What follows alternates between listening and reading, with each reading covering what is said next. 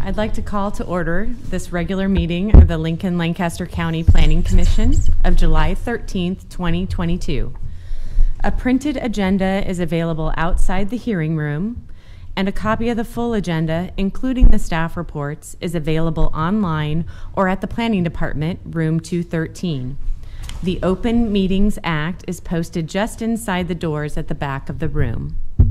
If you parked in the parking lot across the street to the north, the gate is open and no parking coupons are needed. And out of courtesy for those attending this meeting, commissioners and staff, cell phones may not be used in the chamber during any portion of this meeting. We appreciate your cooperation. The Planning Commission action today is final on the following items. 1.3C, Special Permit 22013, and 1.6, Special Permit 1423L. Any aggrieved person may appeal final action of the Planning Commission to the City Council or the County Board by filing a notice of appeal with the clerk within 14 days following the action of the Planning Commission. The Planning Commission action on all other items is a recommendation to the City Council or County Board. The first item of business is the approval of the minutes of the regular meeting held June 22nd, 2022. So moved, Campbell. Second, Joy. Shelley? Ball, Same.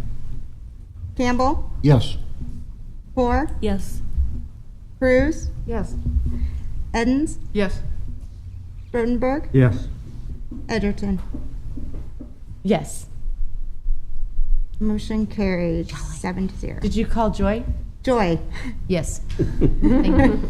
thank you. Motion carried 7-0. Okay. The next item of business is the consent agenda. Items on the consent agenda will be called at the same time and will not be scheduled for a separate public hearing unless there is a request from someone wishing to speak or at the request of a commission member. I will ask Shelley to read all the consent agenda items into the record. Once those items are read, she will ask if there is anyone wishing to speak. If you wish to speak on an item on the consent agenda, we would ask that you stand and state that item. That will then be removed from the consent agenda and scheduled as a separate public hearing under Section 3 of today's agenda. All items remaining on the consent agenda will be voted upon in total with a motion for approval. Shelley, will you please call the items on the consent agenda? Yes, the first item on the consent agenda is item 1.1, Comprehensive Plan Amendment 22004 to amend the Lincoln-Lancaster County 2050 Comprehensive Plan to revise the future land use map to change an area from industrial to commercial and urban residential on property generally located at North 27th Street and Layton Avenue. Item 1.2, Comprehensive Plan Conformance 22012 to review as to conformance with the 2050 Lincoln-Lancaster Comprehensive Plan for South Folsom Redevelopment Plan, a proposed guide for redevelopment activities within the redevelopment plan area, including mixed-use commercial and residential uses on property generally located at southeast corner West Pioneer Boulevard and South Folsom Street. Next item is 1.3A, Annexation 22006, to annex approximately 8.4 acres, more or less, associated with item 1.3B, change of zone 22011 from AGR Agricultural Residential District to R1 Residential District. Also associated 1.3C, special permit 22013 to allow for a CUP community unit plan for up to 4 dwelling units with associated waivers to private roadway design standards, setbacks, sidewalks, lots with no frontage, and stormwater detention, all on property generally located at 9440 Pioneers Boulevard. This special permit is final action. Next item, 1.4, Annexation 22008, to annex approximately 2.6 acres, more or less, on property generally located at Northwest 48th Street and West Vine Street. Next item, 1.5, Text Amendment 22005, amending Lincoln Municipal Code, Section 2767065, pertaining to parking in the 003 zoning district to eliminate duplicate text. Next, item 1.6, Special Permit 1423L, to amend the Highmark Community Unit Plan to allow for a second dwelling unit on a lot on property generally located at 9635 Marion Circle. This Planning Commission action is final on this item. Next item, 1.7, street and alley vacation 22005 to vacate the unbuilt County Road 1208 South Street, generally located between A Street and Van Dorn Street, between South 84th Street and South 98th Street, on property generally located in the northeast quarter of Section 3510-7. The Planning Commission received a staff memo dated July 12th identifying a revision to the conditions of approval on the street and alley vacation. Next item is 1.A, use permit 141B to adjust the rear yard setback in the 03 Office Park District zoning district on property generally located at 5601 Union Hill Road. Are there any ex parte communications to be disclosed on these items? No, I don't see any. Are there any ex parte communications that took place or additional information you learned while visiting these sites to be disclosed? No. Is there anyone here wishing to speak on these consent agenda items? Is there anyone wishing to speak on any item that was listed on the consent agenda? Seeing none, I will entertain a motion. I would move that we approve the consent agenda. Campbell? Second, Joy. Okay, Shelley? Ball? Yes. Campbell? Yes. Hoare? Yes. Cruz? Yes. Edens? Yes. Joy? Yes. Rodenberg? Yes. Edgerton? Yes. Motion carried 8-0. Shelley, will you now call the requests for deferral, please? We did receive a written communication on behalf of the applicant requesting a 2-week deferral until the next Planning Commission hearing of associated items 4.1A and 4.1B, which is change of zone 22013, which is from AG Agricultural District to R3 Residential District on property generally located at 8451 Eagle Crest Road, and special permit 22015 to allow for a CUP community unit plan with up to 27 dwelling units with associated waivers on property generally located at 8451 Eagle Crest Road. And this would have been final action as well. Okay. Move to defer. Campbell? Second, Joy. Shelley? Ball? Yes. Campbell? Yes. Core? Yes.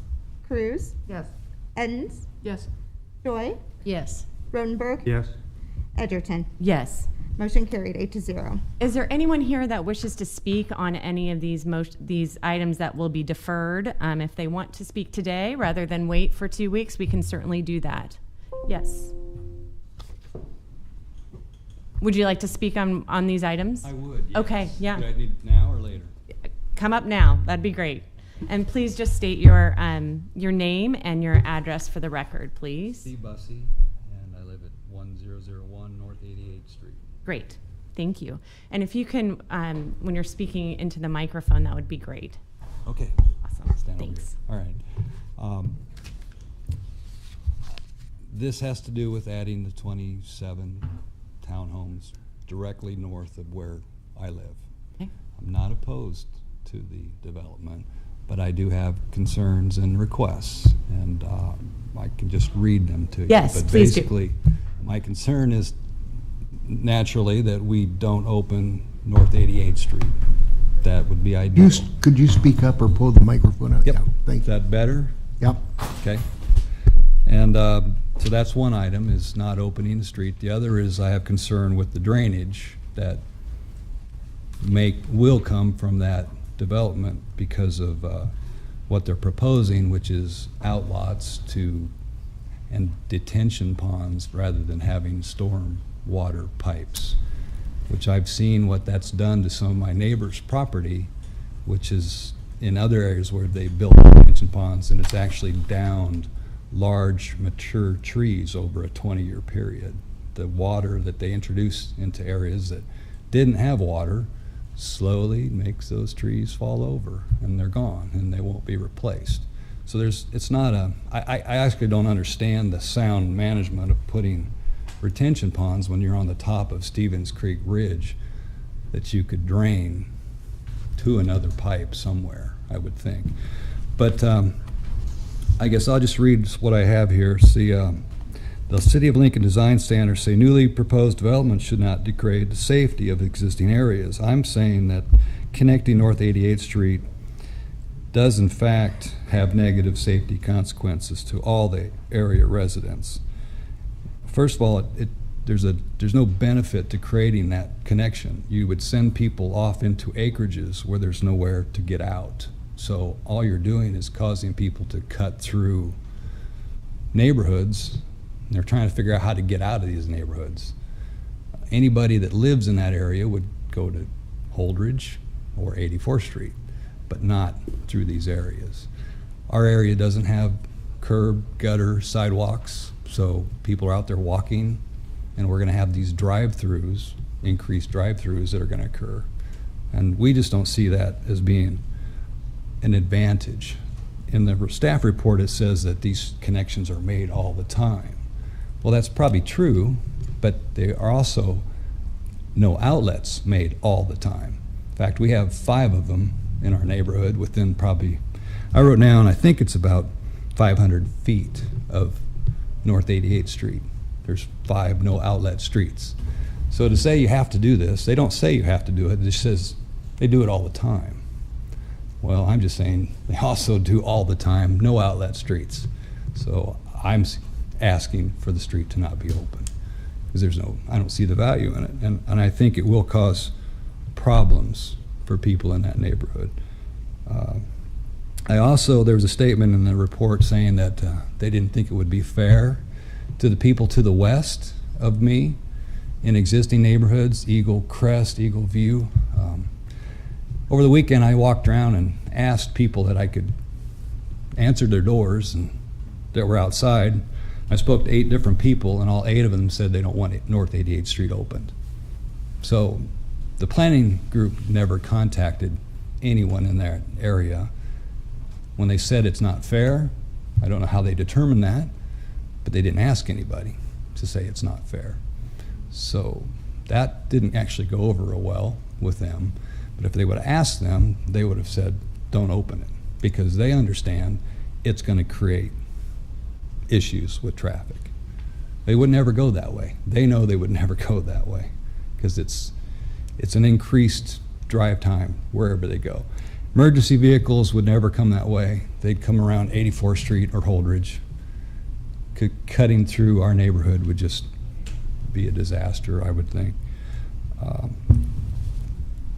So that's really my comments on the no outlet. Stormwater, I kind of mentioned that the water runoff from these areas, it just is supposed to go into an outlet and sit there until it dries up or overflows, which comes directly onto our properties, which have no storm piping. The neighbor to the east of me, he's going to have a large detention pond that has a 4-inch line coming out of it. It's going to drop 4 inches of water on his property. There's no detail in the drawing as how that's going to keep their properties from being flooded. And as I said, the property between me, well, actually just directly to the south of me, there's probably about an acre there where I watched dozens of, 50-year-old trees that are gone because of, there's not an erosion ditch, it hasn't eroded, but it's caused that soil to be saturated, and those large trees just 1 minute. all Amy. over. Okay, so I guess I would just add, I don't think that these detention ponds are environmentally sound. I just don't see how that they help the environment. They actually cause damage. Even if those trees fell over and you try to replant them, they're not going to grow. I've lost trees because my neighbors in the townhomes that are already there, they water their lawns so much, I can't plant anything along them, and I'd love to, I've tried to, but they die. Root rot, because they love to water their lawns. So anyway, I just think that there's a better need for how they're going to get rid of their storm water. But main thing is, for me, is I'd like to request that North 88th Street not be open. Okay. So. Do we have any questions, Dick? Have you talked with the developing company? They spoke to us back in February, I believe it was. They had a meeting over at the church. That's where they're selling the land, and had very little information. They said they hadn't met with the engineers yet, and they would, and they'd get back in touch with us. They never did.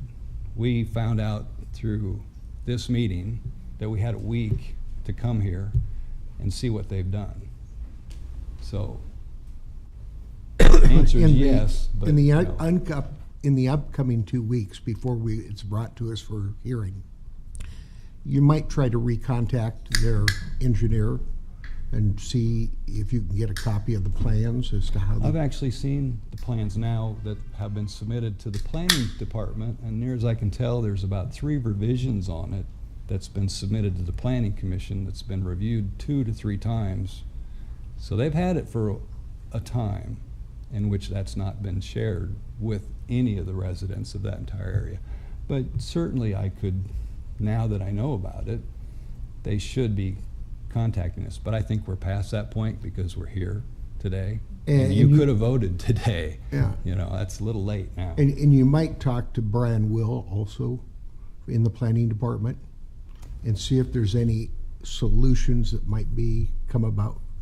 Yeah, form of that would be compromise. great. I noticed that George was Yeah, listed as think it's our George. person. Oh, And it's George? Yeah, Yeah. Okay. and I did call George this morning just to touch base, and he mentioned that they were going to ask for a delay. So, Okay. but you never know. I didn't know if you were going to approve that, so Yeah. I'm here. Have And a I little think more that's time. part of the reason why they're asking for the delays, so they can work out some of these issues. I know they had the planners had some issues with the storm drain, but it's really how much room they have around the detention pond. It's not changing. They're still planning on having that same kind of drainage system. I don't like it. I would think if my neighbor would hear, if he actually saw what they were planning on doing, that they wouldn't like that either. I don't know why that 4-inch pipe can't be connected to a storm pipe somewhere, but I don't know where that pipe is. The apartment's built just to the east. They built like 800-unit apartment. I think they've got stormwater over there. And that's something that we can ask and follow up on when it comes to the public hearing. But in the meantime, that's what Commissioner Campbell was saying, is that you can talk to the staff member and the developer Okay. as well and get some of those answers. I actually did send George my write-up, and so I'll contact him if I can do that and speak to him about it. Yeah, absolutely. All right, Great. thank you. Thank you for testifying. Okay. Appreciate it. Hmm? Is there anyone else who would like to testify on behalf at this time? Is this microphone working? I think so, yes. Okay.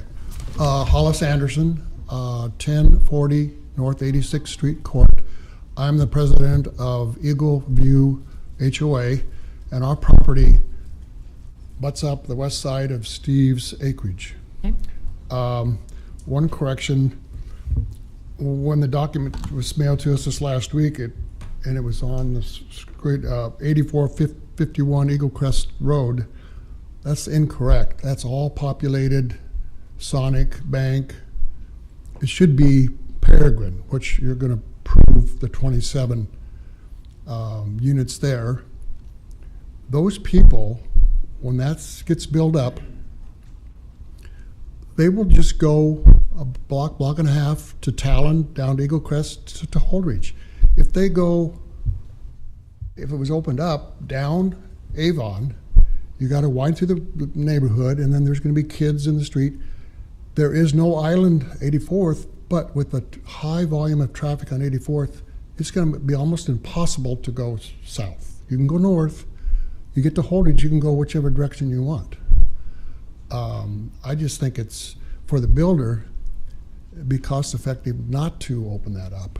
Plus what Steve has said. It's just, also, somewhere in the last, they said we were mailed a document, it's 10 townhomes, which I represent, about this. That never happened. We never received any document, because if we would have all said no. So, That's I don't know kind of what the happened. beauty of testifying today, is now you'll be on the email list. Well, you'll be on the mailing list, so you will get the future mailings right to you. good. That's kind of why you guys have to provide your address to us. Yeah, well, that's great. I know somehow I did get this last Wednesday. I did call the office, and they let George know that, now, it may have been from Reed Engineering, but that's that address is totally incorrect. Another thing that you can consider doing is calling the planning department and asking to be put on their email list when things happen, so that way you'll get an email and it'll happen faster. That would be great. I would appreciate that. So, yeah, that's pretty much, I just wanted to give some supporting information to Steve and let you know. Great. Do we have any questions for gentlemen? All right, thank you very much. Is there anyone else who would like to testify this week instead of at the public hearing? Okay, and there will be a full public hearing on this matter in 2 weeks. So you're certainly, your neighbors and others can certainly ensure that their voice is heard in this process. Ask a question, you probably don't want to hear the same thing over again 2 weeks from now. No. Once it's on the record, it's part of what we'll consider, that's for sure. So, Yeah, once you testify, you It's- can't do it again. it's part of, Unless I have something new. Yeah. Right? Which could happen in the next 2 weeks because they are going to try to address this planner's concerns. It's 5 more minutes, yeah.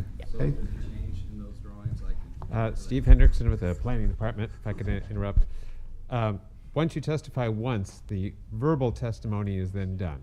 If you have additional written comments, you may submit them in 2 weeks, but people only testify orally once. Great. So if anyone wants to testify today, there will be no further oral testimony for them in 2 weeks, but in the next 2 weeks, you could certainly submit additional written comments. that's right. And other folks could certainly come to the meeting at that Even on time. information that didn't exist. Correct. By testifying today, you have testified once. The Planning Commission rules do not allow for people to testify multiple times. So write a letter. And we do read We'll them. get it. Yep, we read it. Yeah. Thank you. We read everything that's submitted on behalf of applications that are presented in front of us. So, thank you very much. Okay. I want to go on record, just, I want to encourage the developer to go ahead and have that neighborhood meeting before our next, or before they come forward for a public hearing. Right.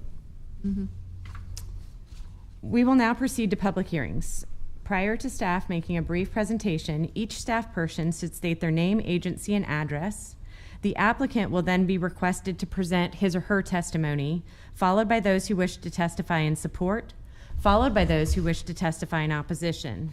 The staff will then be given an opportunity to respond to the testimony, and then the applicant shall have an opportunity for rebuttal. If, during your testimony, you have copies of documents or materials you would like distributed to the Planning Commission members and/or included as part of the record, please provide that information to the clerk for distribution. Each person testifying should state their name and address and shall have 5 minutes to speak unless additional time is requested and granted. The timer will go off after 4 minutes, then you will have 1 minute to wrap up your testimony. The Planning Commission will vote immediately at the close of the public hearing unless the Commission votes to defer action or continue the public hearing. Shelley, please call the first public hearing item.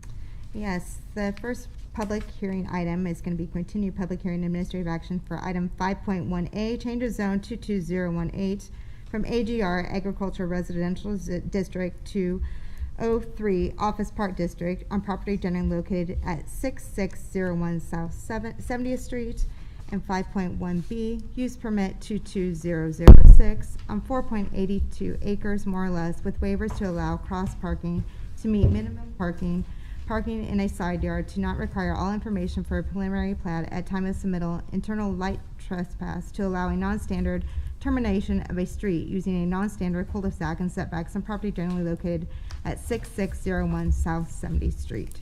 Are there any ex parte communications to be disclosed on these applications? No. Are there any ex parte communications that took place or additional information you learned while visiting any of the site to be disclosed? No, I don't believe so. Brian? Good afternoon. Brian Will, Planning Department, City of Lincoln, 555 South 10th Street. The property we're talking about is this right here with the dashed line. Probably most recognizable. It's directly across the street from the Home Depot, the Willowbrook Shopping Center. Currently, I believe it's Lincoln Family Church is located there. So there's two applications here today, and they both will be going forward to City Council together after your public hearing. Change of zone, and it's change of zone from AGR, agricultural residential, to O3, suburban office park zoning, and then the use permit for the O3 office park itself. So looking at, just real quickly, looking at our aerial, surrounding zoning, we've got the B2 for the Willowbrook Shopping Center across the street to the east. To the south, we've got H4 for the mini storage and office buildings to the south.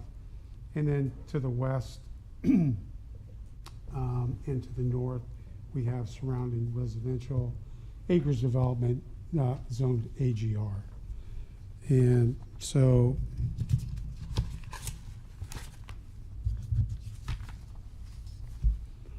if we look at the future land use map and the recommended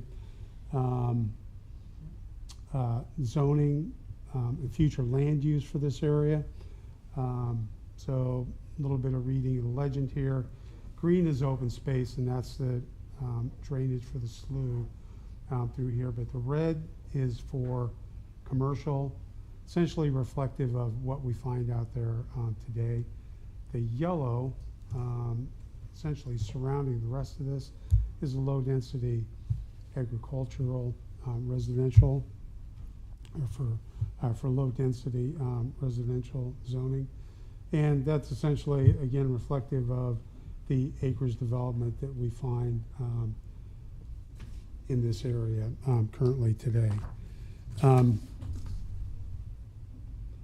So as we zoom out a little bit here on the zoning map, as I noted, the Willowbrook Shopping Center across the street, mini storage and office to the south. The property we're talking about is right here, and the proposed zoning is to go from AGR to O3. AGR to, say, R1 would have been appropriate. I think the planning department has talked about residential uses perhaps for this property for some time. We've had questions about developing the property. But what we have before us today is a request for O3 zoning. So strictly speaking, that doesn't match the land use designation. Recall that anything less than 5 acres doesn't meet the threshold of having to go through the process and amend the future land use plan. So those are considered on a case-by-case basis. Sometimes that zoning that doesn't match is appropriate, sometimes it's not. In this case, the change zone is to go to R3. R3 is the suburban office park zoning, and as I've mentioned, I know before, it is zoning for essentially office uses primarily, but it was designed to be compatible in suburban setting adjacent to residential uses. So really, it was designed to be a buffer between more intensive commercial uses and right adjacent to residential zoning.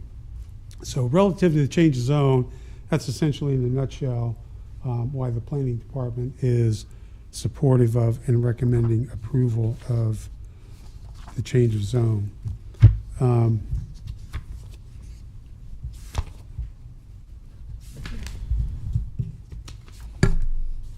Relative to the use permit, this is the site plan that has been submitted. And so I've highlighted in yellow the pad sites for what's shown as office and medical uses. There's 3 of those. There's a little over 3,000 square feet, 6,000 square feet here, and about 17,500 square feet here. The church is located to the south. Beyond that, there is an outlot for stormwater detention that is going to be required with the development of this site. I think if you noticed in the staff report at the end, the application requested 28,650 square feet of office, excuse me, floor area. So that would be these three pad sites combined. What we're planning for is the possibility that down the road, the church may convert to an office use as well. So as you looked at that approval statement at the end, we did a conversion, essentially based it on the land area and parking that's provided, and came up with a conversion there of 16,800 square feet. So total office commercial floor area allowed here would be a little over 46,850. Several waivers were requested with this application. I'm not going to go through all of them, but I do want to touch on two of them that I think are probably of interest. The first one is the waive preliminary plat information. And if you notice in the staff report, I noted that that's really not phrased correctly. They're not waiving that. Recall with use permits, community unit plans, PUDs, planned unit developments. With those applications, we also get that information submitted with a standalone preliminary plat. So in this case, it's a use permit / preliminary plat. So that information is required to be submitted at some point. Typically, it's today. We have that now. They are asking for a waiver to submit that down the road. It's not alleviating them of that responsibility. It's rather the timing of the submittal of that information. It's recommended that that be submitted and be approved by administrative amendment. And so the planning department's supportive of that. Here again, it's not waiving any of the applicable requirements, only the timing of the submittal of that information. The other one relates to the termination of Marcus Road, which is right here. And so there's a couple waivers relating to that. One is the installation of a non-standard turnaround that is not providing a cul-de-sac. And if I can go back to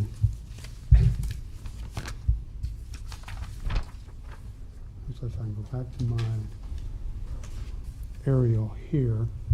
So what was envisioned once upon a time,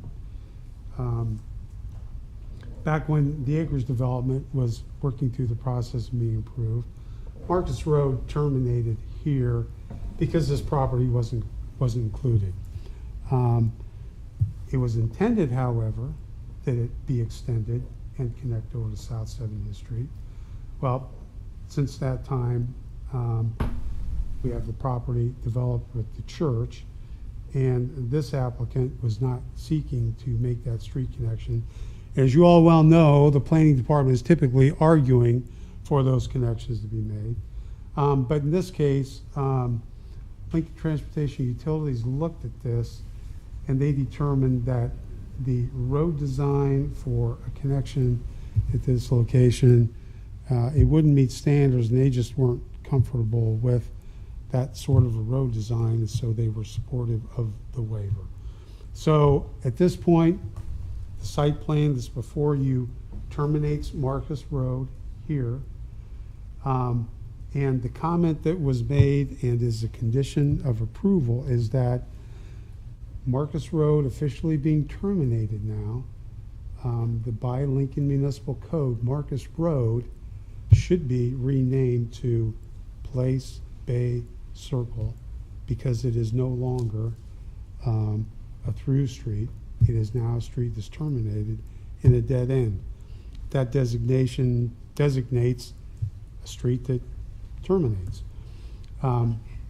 So that's added as a condition of approval that was noted by our Building and Safety Department as part of this review. So I just wanted, for clarity, to talk about that, because I know we've received several letters, understandably, commenting on that.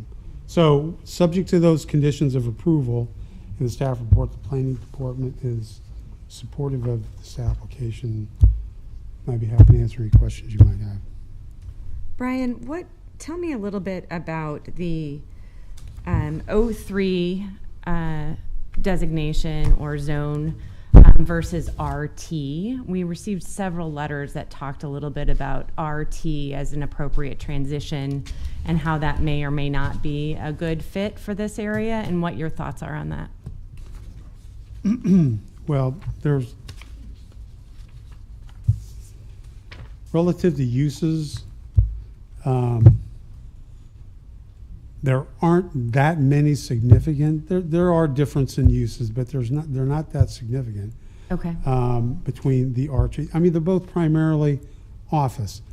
What I would say is, for those differences there may be, what the applicant is going to present to you today as a motion to amend limits the uses that essentially eliminates any distinction between those two districts.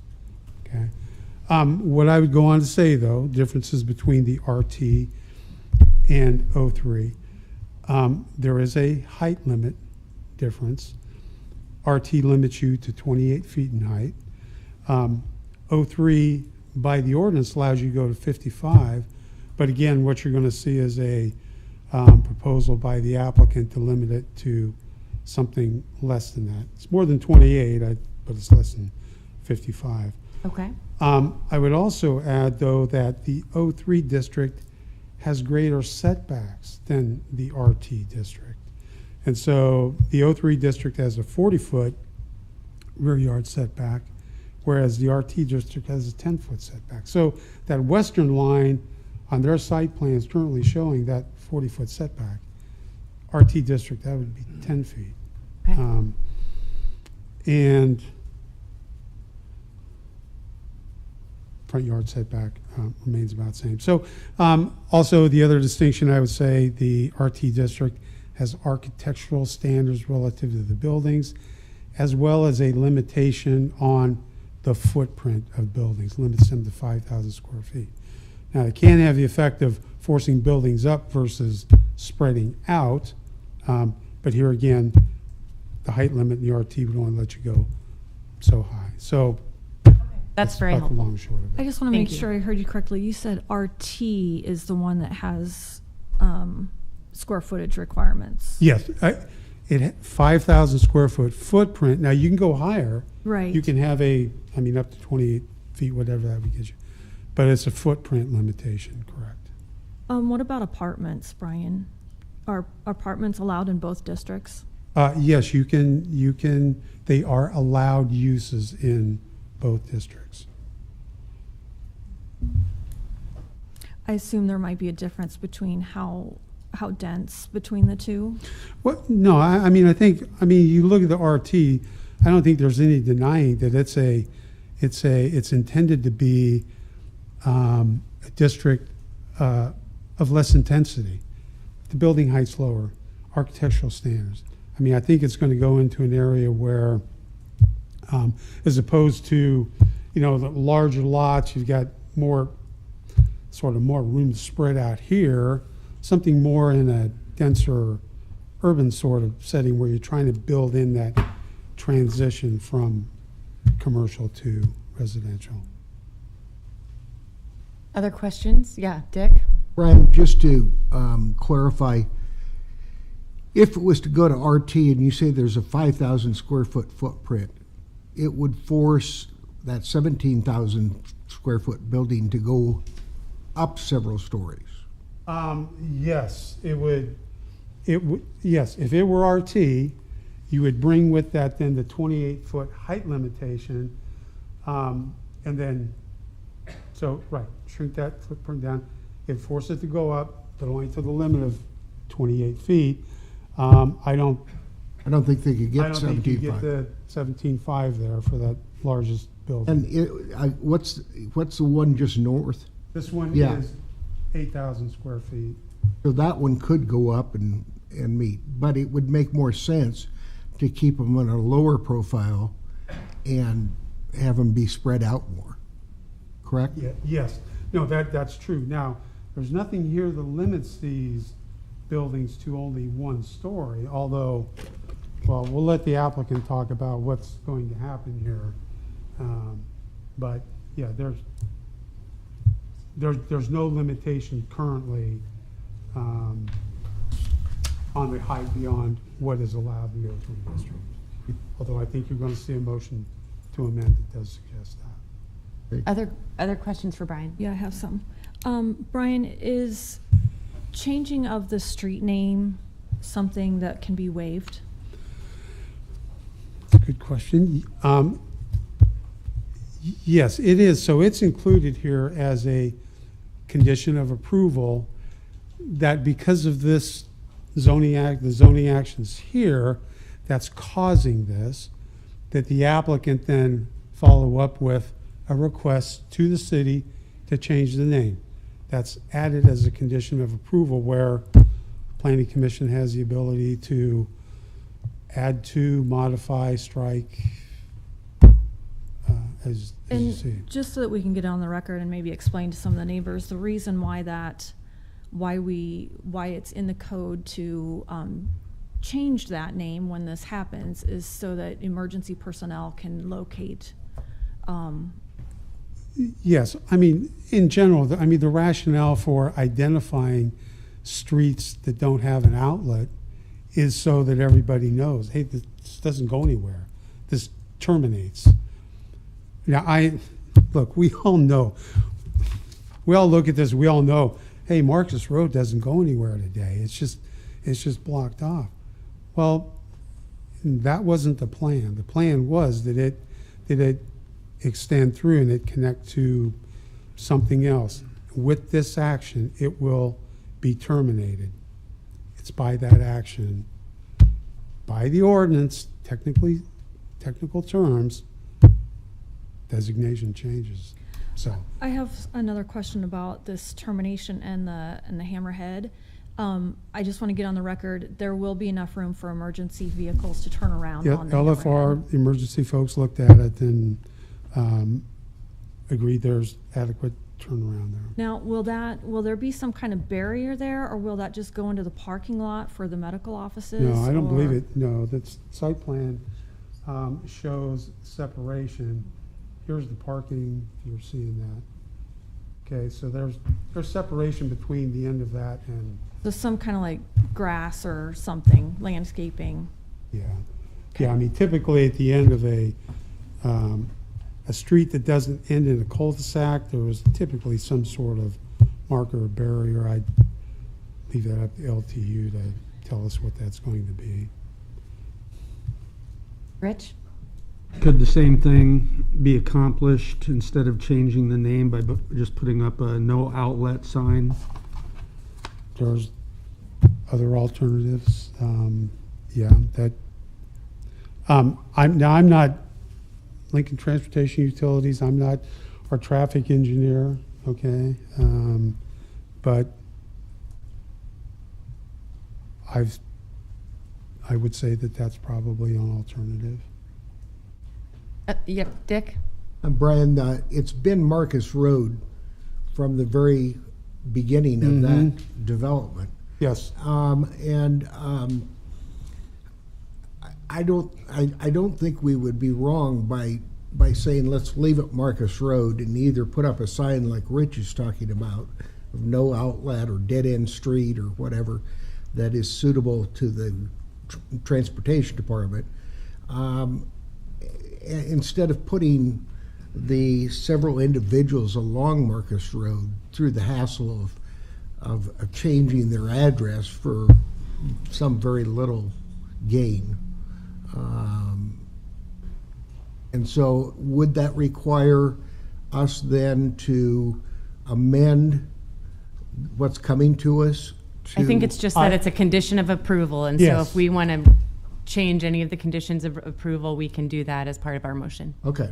Yeah, as you always have that prerogative to modify conditions. Okay, thank you. Brian, I'm not sure if this is a question for you or if I should ask the applicant. Is this property higher or lower than the adjacent residential properties?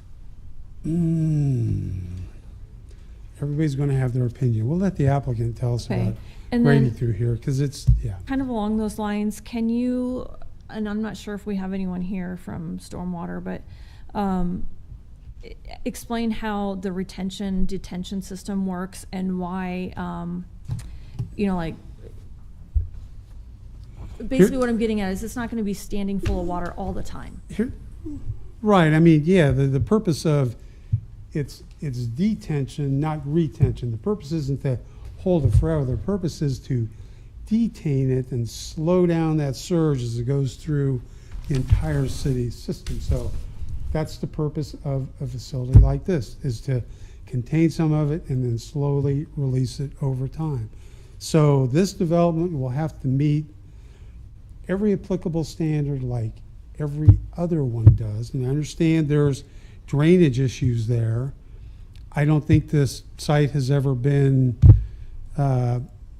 well, it's not a subdivided site, so it hasn't been subject to Title 26 and those regulations. So I don't believe the conditions are going to be worse. My guess is they're going to be made better by this, but remains to be seen. Great, thank you. Other questions for Brian? Thanks, Brian. Okay. Take testimony from the applicant now.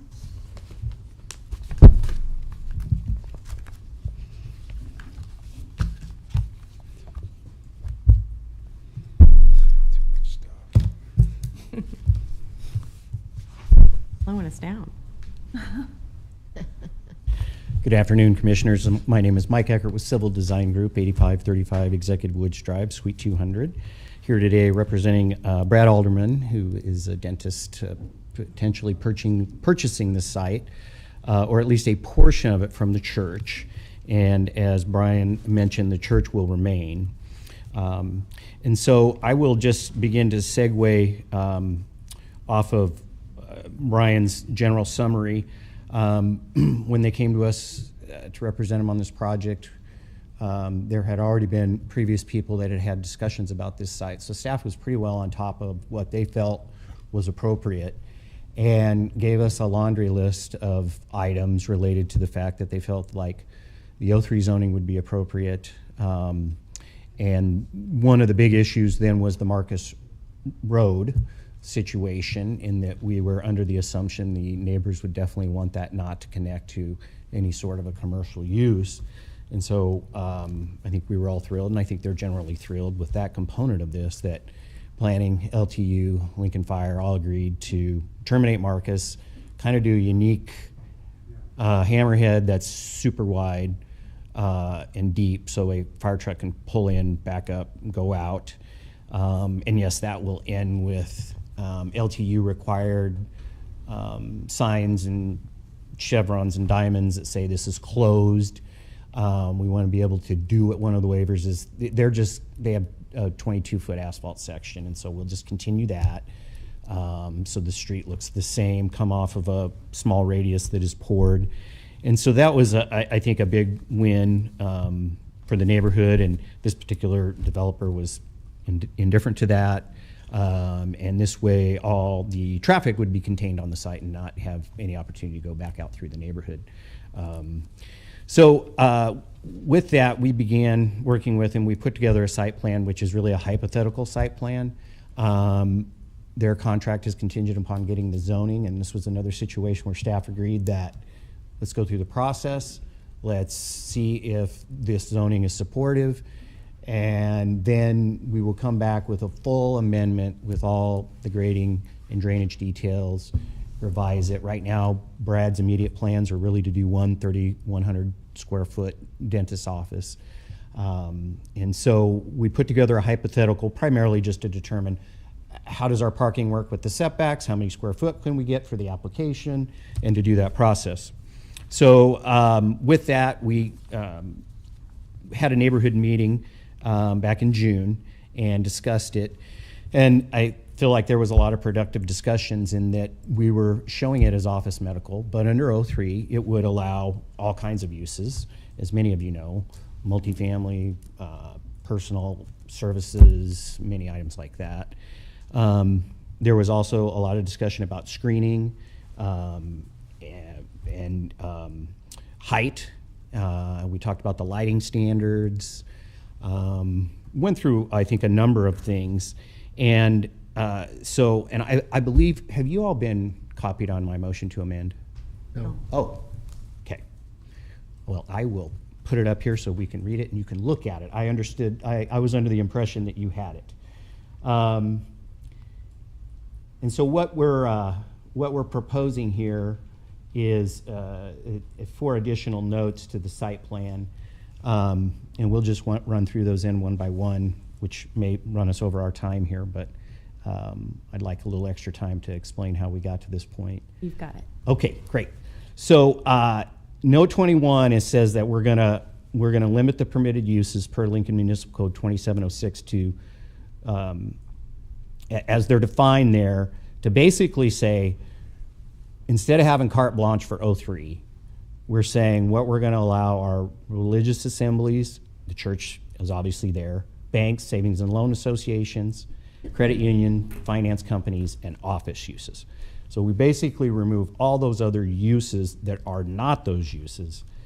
The second one is just that there are some conditional uses that we want to keep. One was a veterinary facility, and the church definitely wants to keep the early childhood care facilities. And so those are added as a separate item simply because they're conditional uses. And then the other thing that the owner felt was appropriate, as well as the planning department, was to limit the height of the buildings here to 2 stories. And then what we did was match the height that exists in AGR zoning across the street and the art, if we went residential, we'd have the same 35-foot height restriction, because there is the ability to go up to 55 foot with some of the buildings. And then what we did on screening is note number 24, and that's prior to the issuance of building permits for commercial buildings on lots that abut the residential zoning district, that we will put a 6-foot high opaque screening fence installed on the common property line with the AGR lots for those areas, for those lots that are going to have a commercial use, except up in the northwest corner. When the church expanded, they took all their basement dirt and piled it up in a big berm right up against the property line. And so the way we tried to reach this is we're gonna do a 6-foot fence, and where that berm exceeds 6 foot, we wouldn't have to do the fence, and then when it comes back down on the western side, then we'll pick up the 6-foot fence the rest of the way. And we'll take the fence down and around the stub. So your question, Tracy, was, so we'll have the termination, we'll have the block, the markers up, there's the setback, which we did reduce slightly, but we kept it so it's equivalent of the 40 feet. And we'll take the fence around there. Then when it gets over to whatever lot the church ends up on, there would not be any screening. The church exists today without any screening at all, but it'd be for the commercial lots. And so those are the 4 items that we feel largely address the neighbors' concerns. And it, as well as then, we concur with the requests that you've seen to get rid of the recommendation that they change the name. It's a case where the road's been there for 30 years and changing it, and GPS systems that are out there and have had this road named as a road for 30 years, and that only affects just to be clear here, and the street names didn't come on my print, that it's just from this point on. So it's 1, 2, 3, 4, 5 lots, because this lot addresses onto this road. So there's only 5 lots that are really subject to this situation of having to change their name to Court, Bay, or Circle. And so we also support that. It's not in our specific motion to amend. I will give this to you all so you have it. and that we would request that. And so, and regarding, I think Brian did a good job with the discussions about the RT.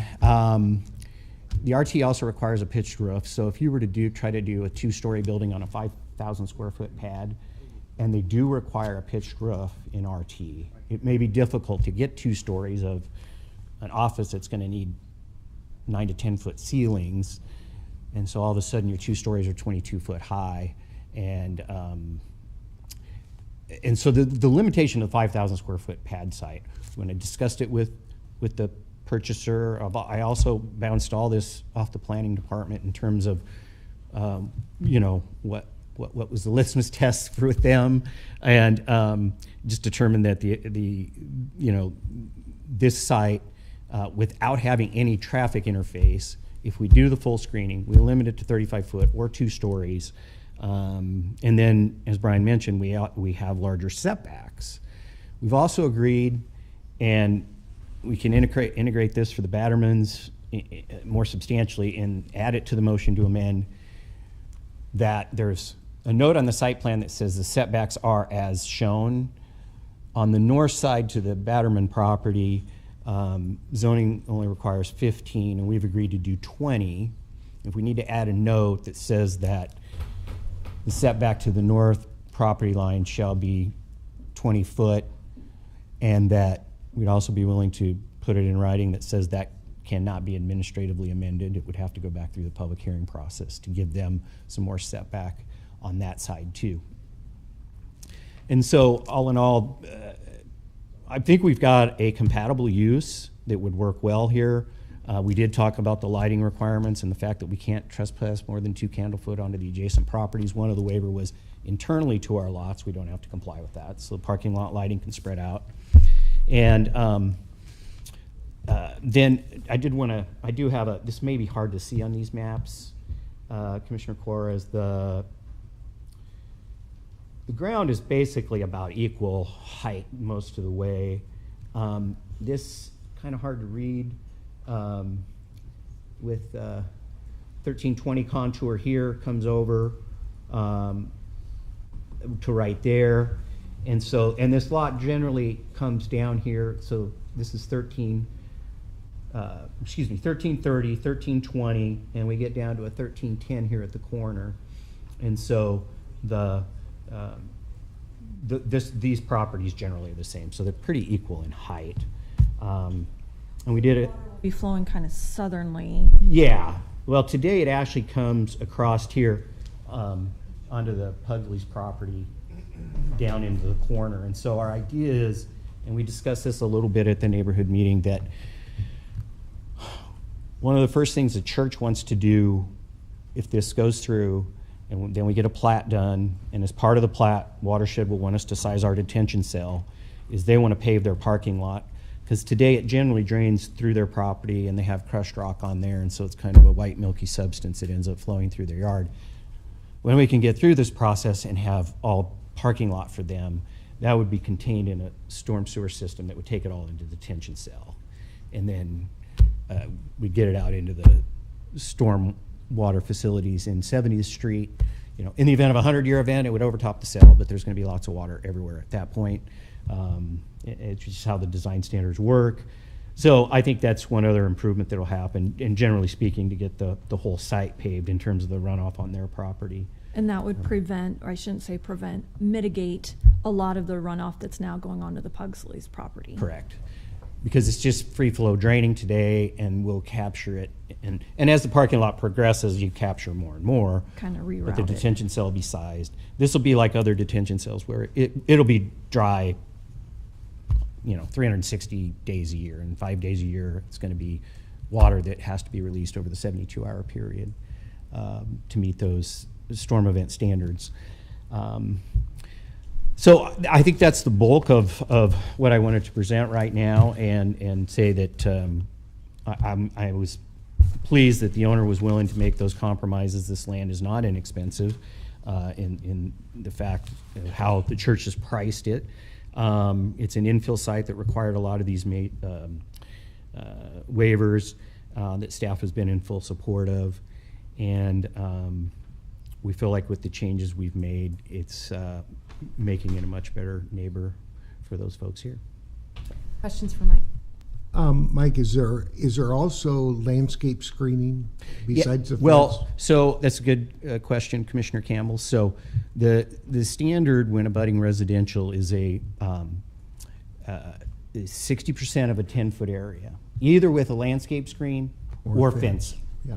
And so, despite the cost, with fencing, the owner agreed that that would be a better 100% day one screen.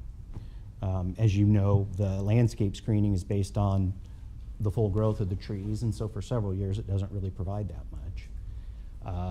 And so we felt like the 6 foot, the neighbors had discussed the potential for an 8-foot fence. 8-foot fence have to be engineered, and there's a lot more to them, a lot more things related to cost too. But we feel like based on the topography too, a 6-foot fence definitely addresses probably the biggest concern, and that's headlights in the winter. You know, if we've obviously going to restrict these to mainly office uses, but the fences would at least protect all the neighbors from any kind of headlight shooting onto them.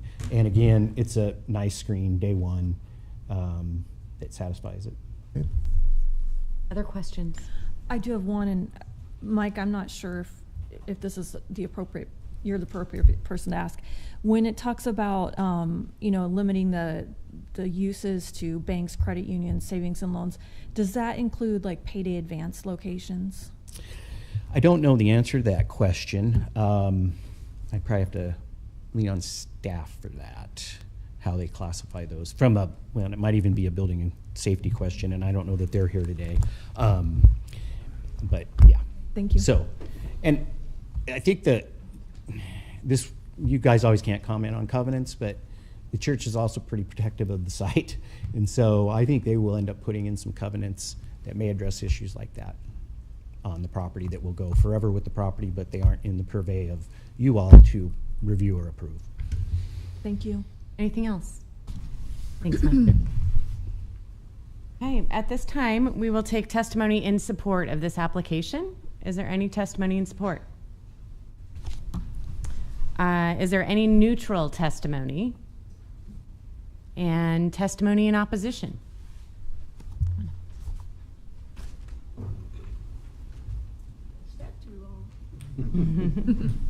Me too. My name is Kathleen Batterman. I live at 6901 Elmira Lane. My property adjoins the proposed, I'm writing to you, writing to vote my opposition to the proposed 03 zoning for the Epic Church property at 6601 South 70th Street.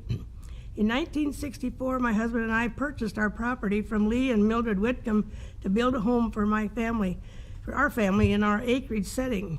It was the case for our Elmira Lane neighbors. We worked very hard to create a place for our children, grandchildren, and now great-grandchildren to enjoy an acreage lifestyle of gardening, horse riding, raising animals, and planting trees. Last week, I had 20 Black Hills spruce trees planted on my property to continue the landscape enjoyment for myself and my neighbors. When we moved to our home in 1965, the gravel surface on 70th Street changed to paving at South Street.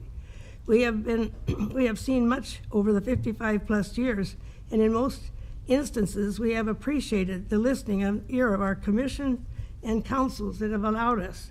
One in particular which comes to mind is the development of Country Meadows. At the onset of this area, proposed higher density residential zoning, to which we appealed to the commission and the council for a zoning for what is there today. We have friendships with many homeowners and see them walking along Elmira Lane and throughout the streets in Country Meadows. We would ask that you consider a one-level residential transitional zoning which would complement the character and lifestyle of both Elmira Lane families and the Country Meadow families. My property, as well as the property to my north and owned by Terry and Cheryl Boulay, will not be available for commercial development, as both families have committed to maintaining the family enjoyment of this area and hold high regard for our acreage neighbors to enjoy home.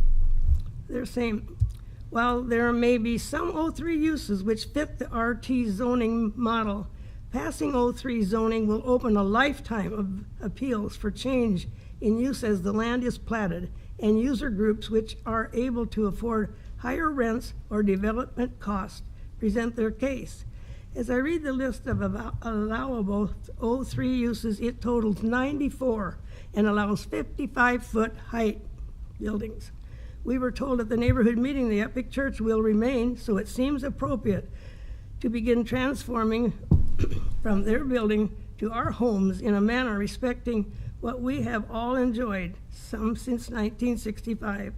The RT zoning uses are transparent to everyone, and it gives the neighborhood a complementary character while allowing the continued enjoyment of acreage lifestyle and values. Thank you. Thank you. Thank you for planting trees.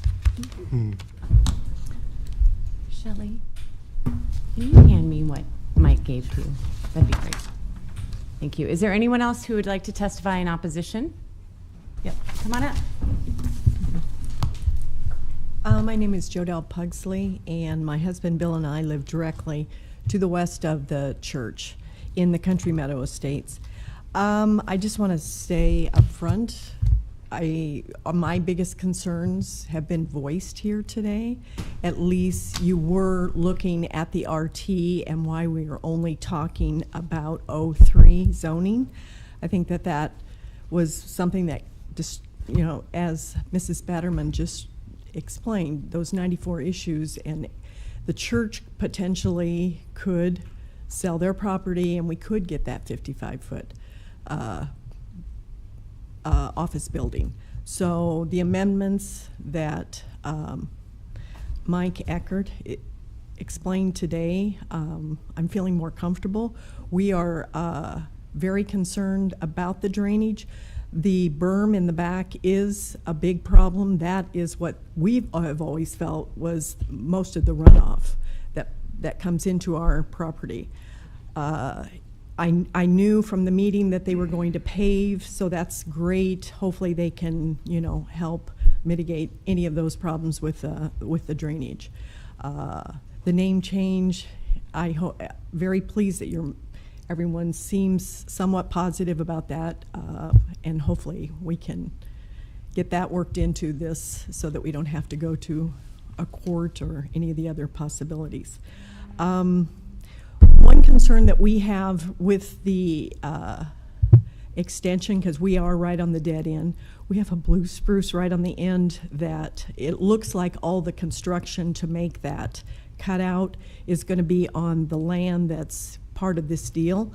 Just want to protect that tree, because when the storage units were developed on the other side of the church on 70th, we had 3 pines back there, and 2 of them have been struggling greatly, and we're trying to save those and spend extra money to have them treated. Yes, I'm pleased that obviously you read our letters and that good questions have been asked today. Great. Thank you. When you mentioned the berm in the back, which part are you considering the back? The back of this property, So would that be like the southern border or like the western border along no, yours? it's the northwest corner of the land in question with the church. It's on the church property. Where they built the berm. Where they piled the extra dirt right from when they okay. dug the basement. I wanted to Yeah. make sure I was on the same That wavelength. is a true problem over there. So hopefully that will be addressed when whoever buys the land. Yeah. Okay. So, thank you. Any other questions? Thank you very much. Hello, thanks for listening to me today. Ginger O'Donnell, my husband and I, Mike O'Donnell, 6801 Marcus, so we live right next to the Pugsleys. I think I would agree that some of these proposals to add to kind of constrain the O3 would be very good, but I still have a big problem with the O3 because I think the church, once that turns to an O3, right, it increases their value that much more. That church has debt, they could easily move out of there and move in, and that property would not have stipulations on it as to what could be built there.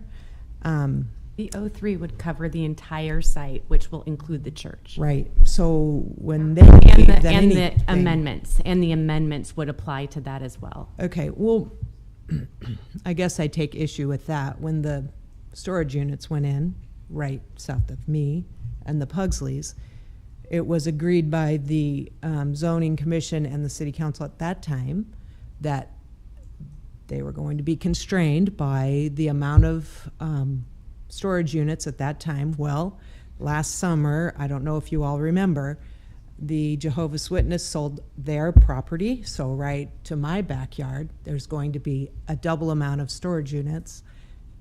So I don't think we can really say what's going to happen to that property, because all they have to do is come back to the city council, and then we have to, or to this zoning council. But you would have And a we have chance to- to voice your opinion again. Right, we tried last summer. We had 3 days before that was changed, before the zoning was changed. We had 3 days to show up here, and it was a done deal. So the Understood. whole situation, I think, is unfair to the homeowners of Country Meadows, because we already are losing the south end of Country Meadows for us, and now it'll be the west side of our properties as well. So I just would say, I really would like the RT zoning so that it holds and constrains the church as well, as to what might happen with that. So, thank you.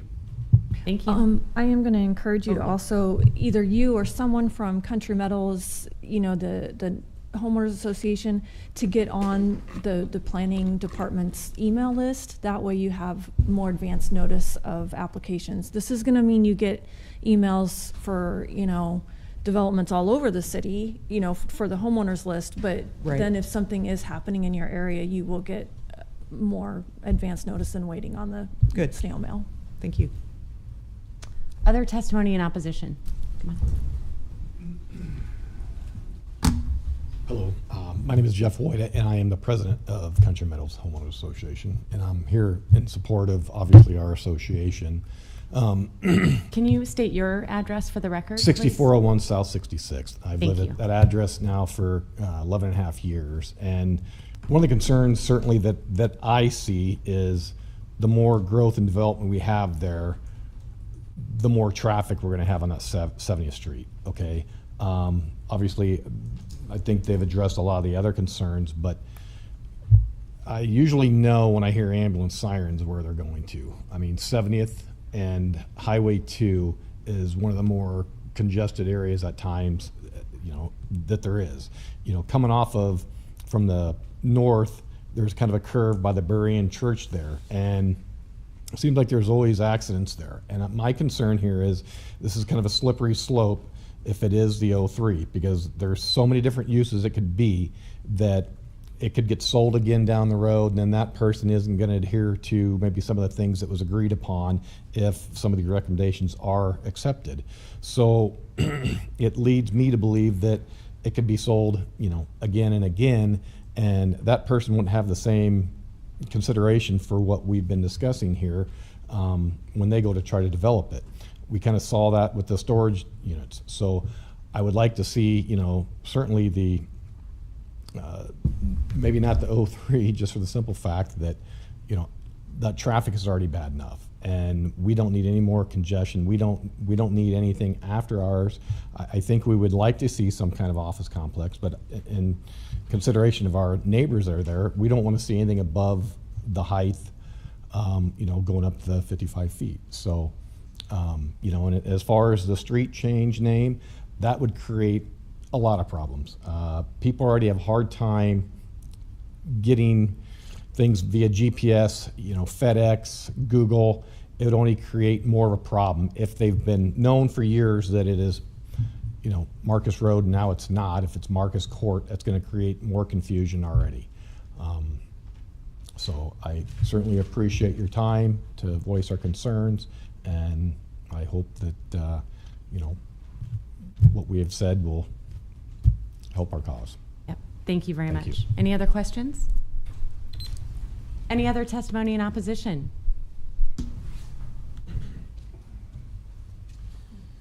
Boyd Batterman, 6901 Elmira. Just a couple items maybe to follow up on. I went on the GIS viewer and found, as you go north on 70th, the next 03 designations. One is at 2900 South 70th, which is the Chateau Development 5-story office building there. And it's surrounded by R3, R4, R5, and B2. Go up to 70th and Van Dorn, you have the 6900 Van Dorn location, which is surrounded by R3, B1, and RT. So I'm not seeing a relationship of 03 to AGR especially. But one thing I'd like to point out about the 6900 Van Dorn location is we've all probably enjoyed Valentino's Grand Buffet throughout the years, which it is no longer, but if you go just a couple buildings north of there, there's a very nicely done RT development there that actually Tony Massinio has his corporate office in. Nice 5,000 square foot pitched roof buildings. There's about 5 of them in there. And what's interesting about those, as you look beyond that, is those nice acreages on Shamrock Road that have been there for years. So I think that's much the same as you're hearing from the people today, is the respect for that character as they transition from their acreage homes to another commercial use there. So about 5 years ago, the property at 6565 South 70 that's now owned by Terry and Cheryl Boulay has long time been owned by folks that owned it in 1959, Sam and Alma Thurstein, and their granddaughter approached Mom and I to consider purchasing it. And so we looked at some options there, and the one that we kind of resolved with was maybe it's a nice age-restricted one-story villa community there. And so as we started to put pencil to paper there, it just wouldn't pencil out. You know, the water and the infrastructure to go down the street just didn't work, and the paving, so on and so forth. We passed on it. But one thing there that I don't know quite how to operate this, but It'll come on in a minute. okay.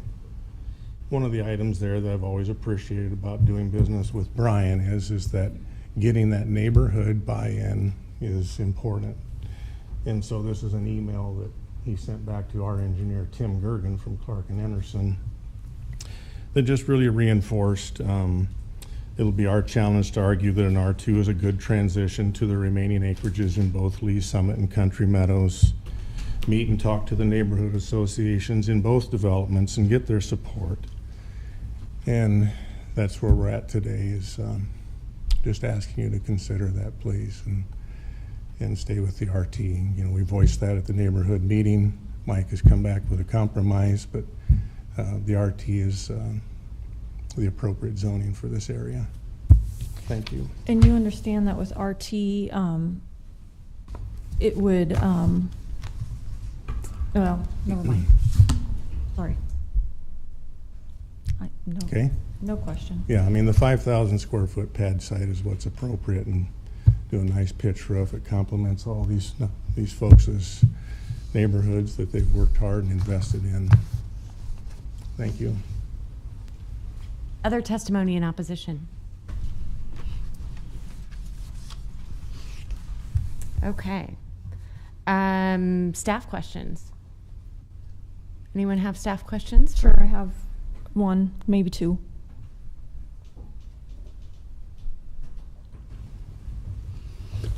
Maybe before you ask, let me just add one thing. I want to clarify, I misspoke earlier. And I think it was Commissioner Cord that asked about apartments in the RT and 03. And they are allowed in the 03. They're not allowed in the RT.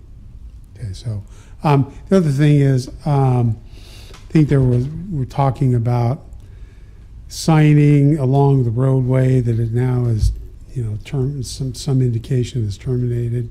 I didn't want to give you the impression that the Planning Commission has that prerogative to require some kind of signing, right? That would be up to the Department of LTU, and the director of LTU for that sort of thing. So, okay.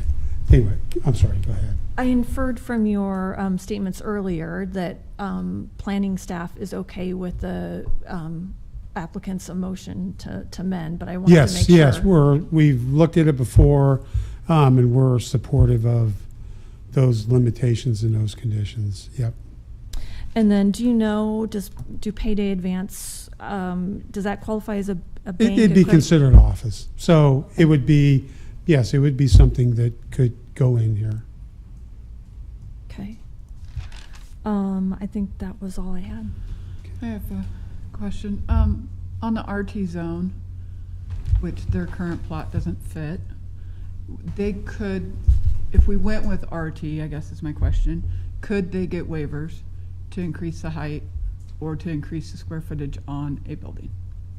Yes, I mean, RT zoning also is development by use permit, as is the 03 district. And so as a function of that use permit, yes, waivers can be granted. Thank you. Now, it may require going to city council, Right. as with the use permit. Right. But, yeah. Not saying it's easy, I'm saying it can be Right. done. Yes, but the ability. We're the government, we're here to help. Right. Rich? Thank you. I believe, but can you clarify that the amendments that were proposed today, if accepted, would run with the land? Yes, the motion to amend would be items that are added to they become part of the resolution. They're added to the site plan, so they become part of this use permit, part of the zoning overlay. That zoning approval then by resolution runs with the land, yes. So somebody couldn't come in and buy the church and then, They can't just ignore it. okay. They can come back to Planning Commission, City Council and, petition for changes to it, but they can't just ignore it. It becomes part of that, part of the zoning regulations for that overlay. Any other questions for Brian? All right, thanks. Staff rebuttal? Or Applicant rebuttal? applicant rebuttal? We knew what you meant. We've already heard from Brian plenty. Yeah, and I appreciate Brian clarifying a few of those things with the RT zoning. And so, I think that, as Boyd mentioned in his letter, neighborhood buy-in on any project is important in this town, and we go through the process of having neighborhood meetings. And so I was actually pleasantly surprised at the considerations that the potential purchaser was willing to provide in this case. Again, 03 has an array of things that could be much more economically attractive. But their goal for this site is to really have it primarily office, with hopefully mainly medical offices, but limiting it to just medical office would be fairly restrictive. And we feel like going through and basically laying out what we've done in the amendment to say, here are the uses and these are the only uses. Throw away the use permit matrix. This is all we're allowing on this site. And yes, if at some point down the road somebody wants to come and amend that, they will have to come before this body and potentially to the city council if that decision is appealed up to them to change the use permit component of it. And so we really think there's a lot of value there. I know in speaking with a couple of folks, they just mentioned that, it's just frustrating to have to go back and when that happens and go through the city process and spend your time. And I completely understand that. But this is what everybody that has a vacant parcel behind their houses generally has to deal with, is that it's going to be something. And that's what I discussed with some of the folks too, of this is a bird in hand here, a limit of 2-story, setbacks, uses, the closure of Marcus Road. We'll be putting in a right-hand turn lane at the developer cost in 70th Street so that traffic flow from the two lanes, southbound lanes is not affected. There's a lot of discussion about need for a traffic light. LTU does not want to do one there. There's a roundabout now in 70th. And so what happens with them and the storage and the veterinarian and the other dentists further south is those folks generally come out and go to the roundabout and then go north or go whichever direction. And so that installation and building of that roundabout, I think, really alleviates a lot of the concerns about you just don't get the stacking either that would infray anything. And so the process will be all out on the street. And so, again, the church is covered. This use permit covers the entire area. So if we're 10 years, 20, 30 years down the road and the church sells and somebody wants to come in, they're going to have to live with all of the notes, including the 4 notes that we offered as the amendment.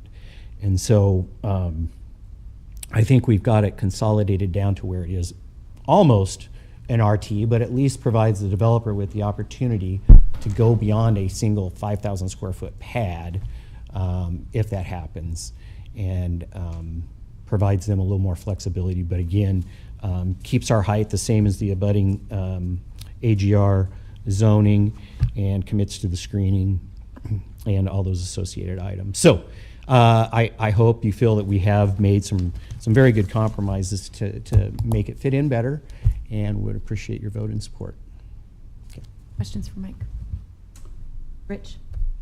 I don't remember all of the uses in the amendment, but does it allow the church to stay? Yes. So religious facilities were on that list. Absolutely. Yep. Thank you. Okay. Is there a motion to close the public hearing? I would move to close the public hearing. Campbell? Second core. Shelley? Ball, Yes. Campbell, Yes. Core, Yes. Cruz, Yes. Edens, Yes. Joy, Yes. Rodenberg, Yes. Edgerton. Yes. Public hearing closed, 8-0. I would move to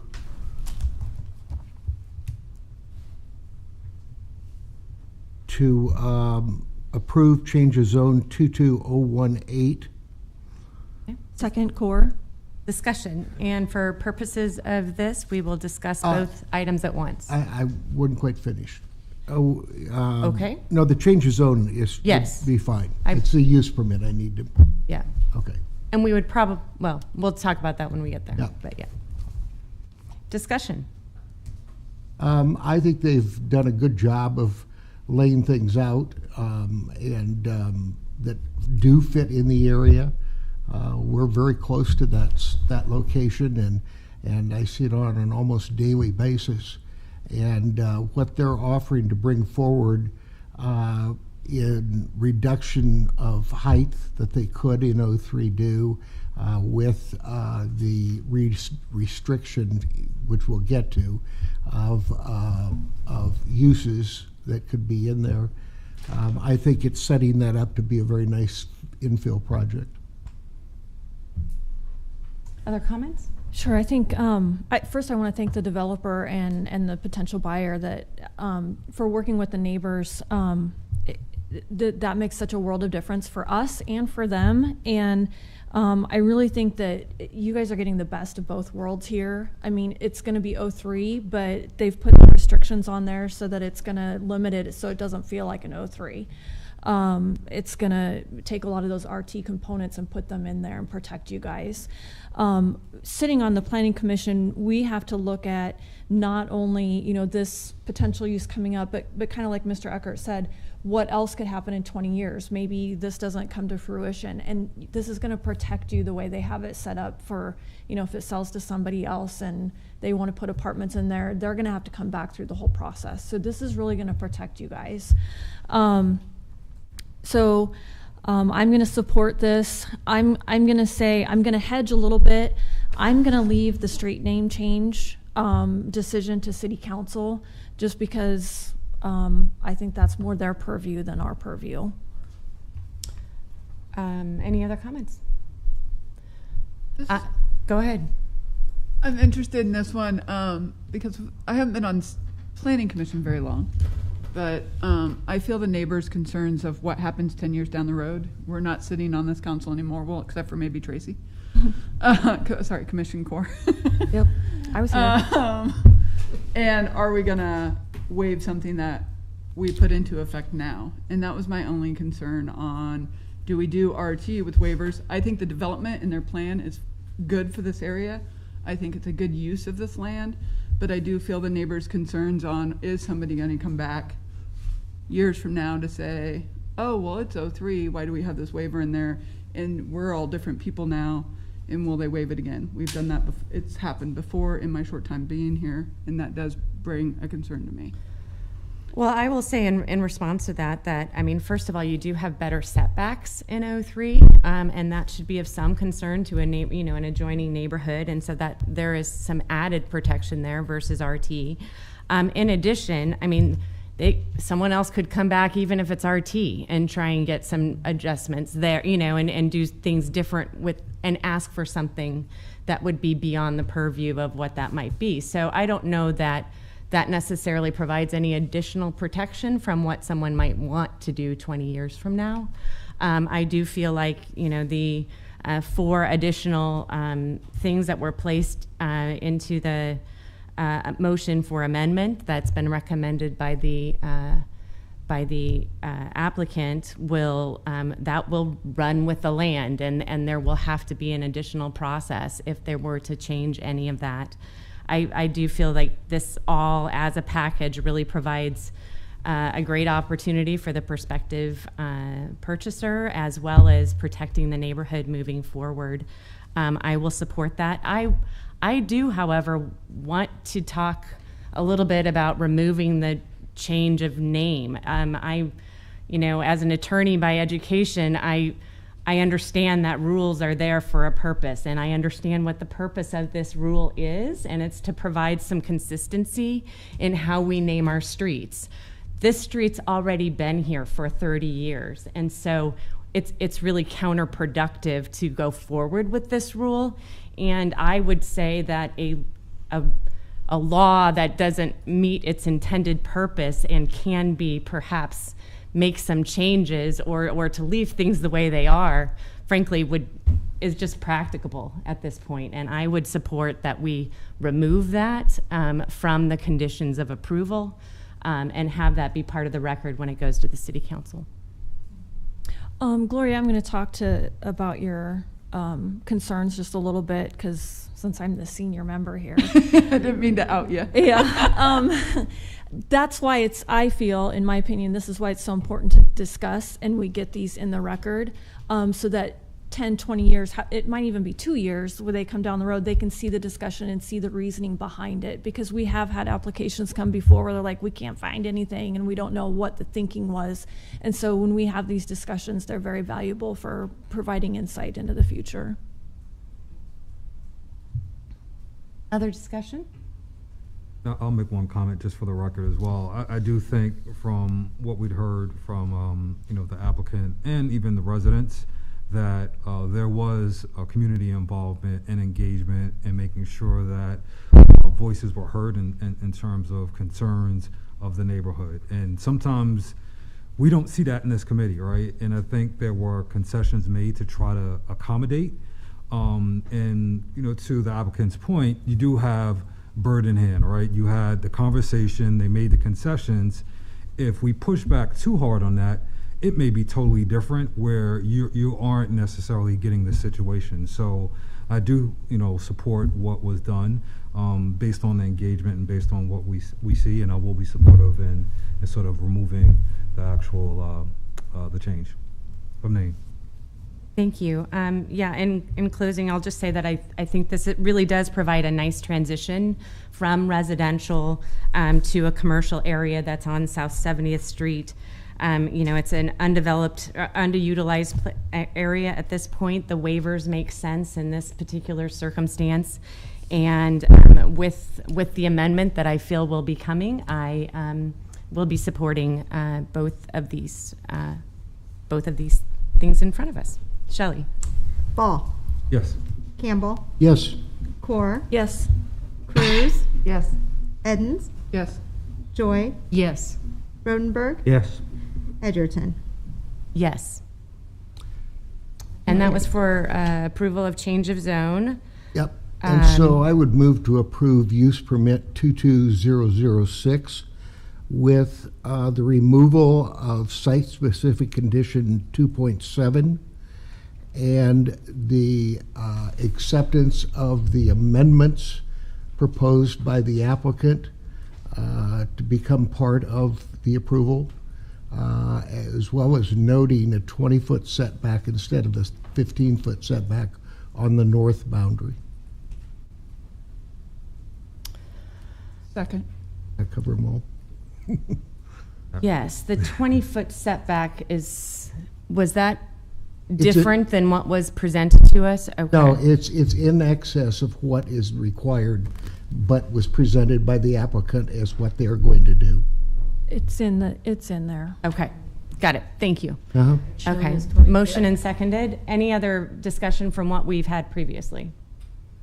I just want to applaud the neighborhood for working with Mike and his company and the applicant, the owner, the purchaser of the property, to come to something that I think will work out to be a good solution. I would encourage the purchaser to add some landscape screening, especially on the berm area, or where there is going to be any building that will be taller than the 28 feet, just to aid in visual screening from the acreages. Okay, thanks, Dick. Shelley, I think we have a motion and a second. Oh, Maybe we can get the applicant to clarify, because we look at the site plan and it shows a 15-foot setback along that north boundary. Right? Noted. On the final plans. Okay, so all I'm saying is, that's not in the motion to amend, that's not in our conditions of approval, so you just may want to be specific about that, if you want that. I couldn't hear the end of what you said, Brad. he said to be specific about that, which I think we were in the motion. I mean, he mentioned that specifically in addition to the 4 that were mentioned by Mike, as well as the striking of the name change. Okay. So they were all mentioned. Okay? Motion second. I think our conversation is concluded. Shelley, please call the vote. Wait a minute. So now I'm confused. Oh, Tracy. It was- Dick, it's your motion. So is the front setback still going to be 15 foot on that one side? No, so we Maybe had I see that our real 4 notes that we're adding as an amendment. Then the way Dick phrased it was right. On top of that, he wants to add a motion to establish the setback on the northern property line to 20 feet. Okay, and then striking 2.7, which is requiring the name change. Correct. So essentially, I think you have 3 things. You have what I presented, you have the additional setback on the north, Correct. and the motion to remove 2.7. Correct. And why are we doing the additional setback on the north? Because they offered it. Because they offered to do it. Because You that offered neighbor it? requested a larger setback. Okay. Yep. Thank you. Shelley, please call the vote. Ball, Yes. Campbell, Yes. Core, Yes. Cruz, Yes. Edens, Yes. Joy, Yes. Rodenberg, Yes. Edgerton. Yes. Motion carried 8-0. Shelley, I'll return this to you so you can keep track of it.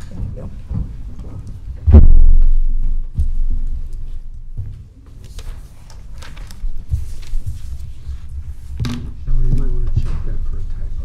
I thought I saw when it was on the screen. Okay, thank you. Okay, our next item is going to be for action only on miscellaneous 6.1, miscellaneous 22010, to allow for a reasonable accommodation under the Fair Housing Act and Section 1.28 of Lincoln Municipal Code to the zoning code definition of family to allow 14 unrelated persons to reside together as a family on property generally located at 1923 B Street. This application was carried over from the June 22nd hearing for action only, as the motion to recommend to find in compliance with the requirements of fair housing by the Planning Commission failed to obtain the necessary 5 affirmative votes to move it forward. Are there any ex parte communications to be disclosed on this item? No. Are there any ex parte communications that took place or additional information learned by visiting this site to be disclosed? I've been driving around it for the last week, and I'll talk about that a little bit later.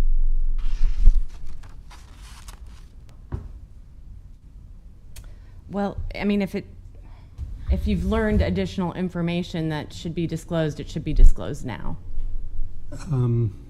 Okay, I checked, I went at 2 o'clock 2 days ago, and I went at 6 p.m. yesterday, once by car, and I parked there for a half an hour, and last night by bicycle, and I rode up and down the alley both times, and I just took note of the parking. There was one car parked in front, 2 cars, I think, at 6 o'clock. I saw no activity, people coming and going, except at the 2 o'clock time. There were 2 gentlemen working on the garage and maintaining it, and that's all. Thank you, Rich. Okay, we will entertain a motion. Move denial, Core. I'll second that. Okay, discussion.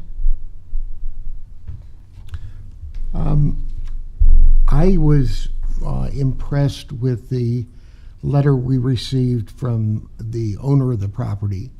It actually gave us a lot more information about this project than we've received to date. I personally was leaning to agree with denying the application, but based on some of the information in that letter and so on, I would rather ask the city council to restrict it to 10 individuals rather than 14 or 15, whatever the request was. I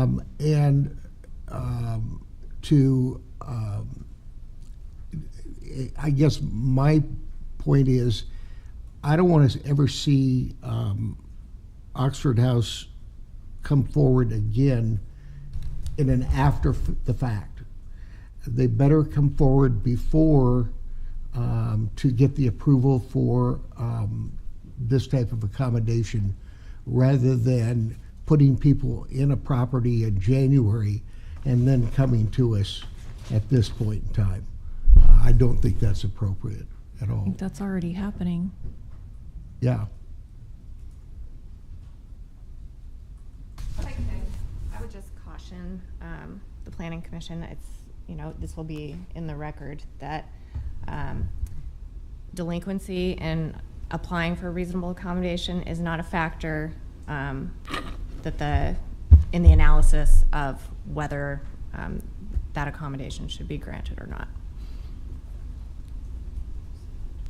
So looking at this application for reasonable accommodation, in the laws that are out there based on reasonable accommodation for land use, the 2 factors that stick out on this one is parking, which Rich stated during your visit that you didn't necessarily see an issue at the 2 times you visited, and distance from another reasonable accommodation for housing size, and the zoning in the area that it's in.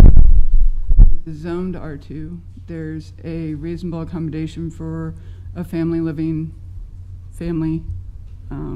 as a reasonable accommodation family living within a half mile, which is under the guidelines that the ADA sets out on how far out you can look. And that is why I stand by my second in denial on this application. I feel it fundamentally changes the land use in this area based on more than one reasonable accommodation in a small area. Yeah, I'm deeply torn on this one. I was out in western Nebraska and missed the original, but had my laptop and I watched the entire proceeding and the hearing. And then yesterday I watched it again. I've read all of the testimony and the staff reports at least twice now. Turns out that I lived in that house during college. Probably Oh my gosh. not in accordance with the unrelated persons living in the same unit. It was apartments back then. And right across the street was an off-campus fraternity. I think it was more of a party house. That's recently been converted back to single family. And as one of the testifiers mentioned, that there are a lot of homes that had been converted into apartments that are now going back to single family. And I think that is good for the neighborhood. The neighborhood was nearly devastated years ago when it was zoned so that someone could come in and pull out a house and put in a slip-in. Then probably through this commission and the city council, it was downzoned. That sounds like the wrong way to go, but downzoning meant that they could no longer do that. And so it has, that is a wonderful neighborhood and mostly single family residents. I was amazed that there are so many Oxford houses in Lincoln and in this small south, near south neighborhood. I don't know if this Oxford fits into the degrading property status. It seems to be well maintained, but and I applaud the work that the service that Oxford provides. That said, I do not appreciate the let's ask for forgiveness instead of permission approach. And if you don't give it to us, we will sue you. And on that note, I've been made aware that the FHA and the federal courts and even the U.S. Supreme Court has ruled in their favor in many cases. In one case, this didn't involve Oxford, but with some similarities dealing with FHA. In 2005 or so, the federal court ruled against the city, costing about $500,000 because they required the city to pay for the legal fees on both sides. So it seems like they have us the city by the proverbial short hairs if taken to court. And I would imagine that the city council and the mayor will take that into consideration. We need to find some common ground. I'm uncomfortable calling a group of 14 unrelated, unsupervised individuals a family, thereby usurping fire codes. If someone has, I think it's more than, maybe it's more than two, I think it's more than 3 apartments in a building, there's fire codes. You have to have fire doors. A newer unit, I think they could grandfather some in, but the sprinkler systems, and it's by being a family, there's no restrictions for the safety of the individuals living there. And then just the spacing of the units. They're getting away with not being able to put one in 50 feet away from another one. And I understand the FHA doesn't care about that. But this may, and there are so many other Oxford homes, and I don't think any of them have gone through this waiver to call their residents a family. Is this a test case, or are they going to be coming in on the others? I hope that these homes can be made available for the welfare of recovering addicts, but I think there have to be some rules and guidelines for the safety of the tenants and to the neighbors to find some fair, safe, common ground. So I will be voting no. With regard to some of the things that you mentioned, Rich, I also wasn't in attendance at the hearing, but have been educating myself since that period of time. I mean, the issue that's in front of us is this request for reasonable accommodation. I mean, we really need to look at the facts and circumstances that are in front of us today with regard to this particular property. I just don't think that we can take into consideration any of the other Oxford homes. That can be frustrating from what we're seeing and what we understand. But in terms of the specifics at issue, it's really about the facts and circumstances in this particular issue. And they're asking for us to make an accommodation as to the definition of family, which takes it out of the group home context, and really comparing it to how many are in the neighborhood even is not necessarily relevant to that particular question. It's hard because it is relevant to whether we feel comfortable with how it meshes with the rest of our regulatory scheme. But in some ways, it feels like we're hamstrung to weigh it just based on that definition of family. And the reality is it's a single family home, and if it were 14 unrelated people, it would be okay, you know, and as an extended family or what have you living together, it would be okay from fire codes, from from the number of people who could actually be in the home. And it's hard because I do want to look at the outlying facts and circumstances in terms of the spacing requirements and the other things and the way they're moving beyond the group home definition. But we are being asked as to whether to make an accommodation as to the definition of family, with allowing 14 people with disabilities to reside in a single family dwelling. I will be, based on that narrow reading of what's in front of us, I will be voting in favor of it.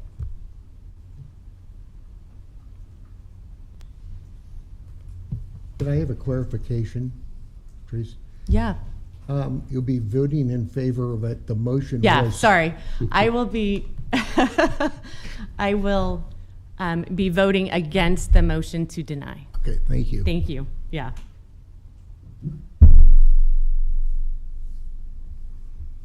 I mean, I don't know if anyone else wants to go on the record. I think the record is pretty important in this instance, but I know that a lot of that's been laid out in the public hearing. So if there's no other discussion, we can certainly vote on the motion to deny, which is in front of us. Okay? Shelley? Ball? No. Campbell? No. Moore? Yes. Cruz? No. Edens? Yes. Joy? No. Rodenberg? Yes. Edgerton? No.